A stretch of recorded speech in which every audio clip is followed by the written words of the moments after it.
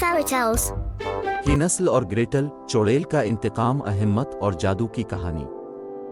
जंगल एक ऐसा मकाम था जहां साए और सरगोशियां बसी थीं, जहां सूरज मुश्किल से ही पत्तों के घने सायबान के बीच झांकने की हिम्मत करता था। यहीं कई साल पहले हीनस्ल और ग्रेटल ने अपने सबसे बड़े खौफ का सामना किया था, वो जालिम चुड़ैल जो बच्चों को अपने जिंजर ब्रेड के घर में बहलाती थी। वो बच निकले थे, उनकी बहादुरी उनकी यादों में नक्श हो चुकी थी, लेकिन जंगल अब भी उन पर खौफनाक ताकत रखता था।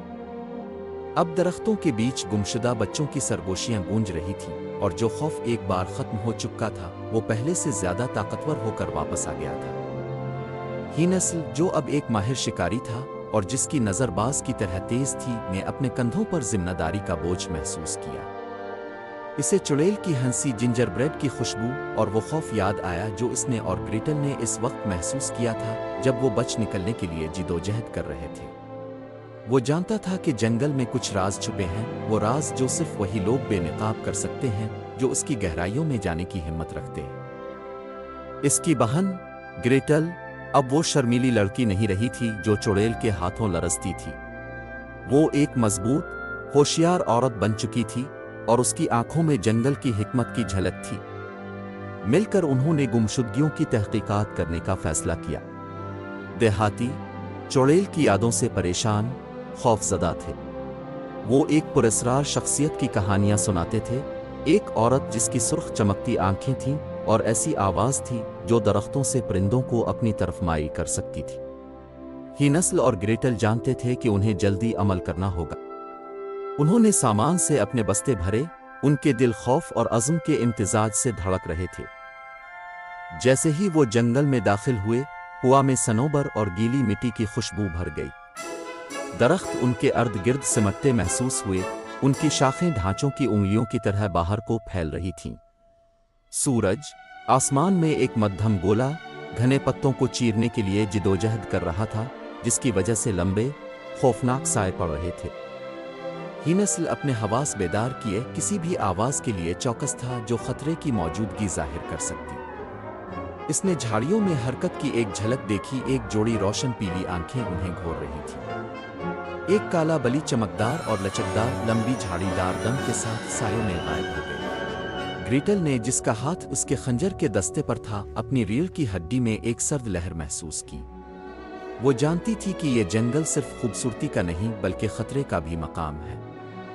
इसे चुड़ैल के जिंजर ब्रेड वाले घर की याद आई, जिंजर ब्रेड की मीठी खुशबू जो उन्हें उनकी तबाही की तरफ ले गई थी। वो जानती थी कि इस बार उन्हें ज्यादा मोहतात और चौकस रहना होगा। उन्हें लापता बच्चों को ढूंढना होगा, इससे पहले कि बहुत देर हो जाए। जैसे ही वो जंगल की गहराइयों में गए, उन्हें एक खिली जगह मिली। खिली जगह के बीच में एक मुड़ा तड़ा बलूत का दरख्त खड़ा था, जिसकी शाखें पेचीदा और उलझी हुई थीं और उसके पत्ते हवा में सरसरा रहे थे। दरख्त के नीचे उन्हें एक छोटा सा लकड़ी का केबन नजर आया। केबन अंधेरा और खामोश था, इसकी खिड़कियां तख्तों से ढकी हुई थी। अंदर से हल्की सी मीठी खुशबू शहद और दारचीनी जैसी बाहर आ रही थी। हीनस्ल का दिल इसके सीने में तेजी से धड़कने लगा। वो जानता था कि ये कोई आम केबन नहीं था। वो जानता था कि ये चुड़ैल की पनाहगाह थी। हीनस्ल अपनी आंखें सुकड़ते हुए एहतियात से केबन की तरफ बढ़ा। उसने देखा कि बंद खिड़की के नीचे से एक मध्यम रोशनी निकल रही है। उसने अपना हाथ उठाया, इसकी उंगलियां खुरदरी लकड़ी को छूती हुई महसूस हुई। इसे एक अजीब तवानाई का एहसास हुआ, एक तारीक शैतानी कुव्वत। वो जानता था कि चुड़ैल अंदर मौजूद है। वो जानता था कि वो उनका इंतजार कर रही है। हीनस्ल अपनी आंखें सुकड़ते हुए एहतियात से केबन की तरफ बढ़ा। उसने देखा कि बंद खिड़की के नीचे से एक मध्यम रोशनी निकल रही है। उसने अपना हाथ उठाया, इसकी उंगलियां खुरदरी लकड़ी को छूती हुई महसूस हुई। इसे एक अजीब तवानाई का एहसास हुआ, एक तारीक शैतानी कुव्वत। वो जानता था कि चुड़ैल अंदर मौजूद है। वो जानता था कि वो उनका इंतजार कर रही है। हीनस्ल और ग्रेटल अपनी जगह पर डटे रहे, उनके दिल सीने में जोर जोर से धड़क रहे थे। वो जानते थे कि ये लड़ाई ताकत के जोर पर जीती नहीं जा सकती। उन्हें होशियारी दिखानी थी, अपनी अक्ल से चुड़ैल को शिकस्त देना था। उन्हें इसके जादू को तोड़ने और बच्चों को बचाने का कोई रास्ता तलाश करना था। चुड़ैल ने अपनी छड़ी उठाई और उसकी आवाज जंगल में गूंजने लगी, तुम हिम्मत करके वापस आए हो बच्चों, वो फनकारी। तुम समझते हो कि दोबारा मुझसे बच निकलोगे? हीनस्ल और ग्रेटल ने एक दूसरे की तरफ देखा, उनकी नजरें खामोश अहद में मिल गईं। वो जानते थे कि उन्हें जल्दी करना होगा। उन्हें चुड़ैल के जादू को तोड़ने का कोई रास्ता ढूंढना था, इससे पहले कि वो बच्चों को नुकसान पहुंचा सके। हीनस्ल, जिसकी नजरें चौकनी होकर मैदान के इर्द गिर्द दौड़ रही थीं, ने मुड़े हुए बलूत के दरख्त की एक शाख से लटकी हुई एक छोटी चांदी की घंटी को देखा।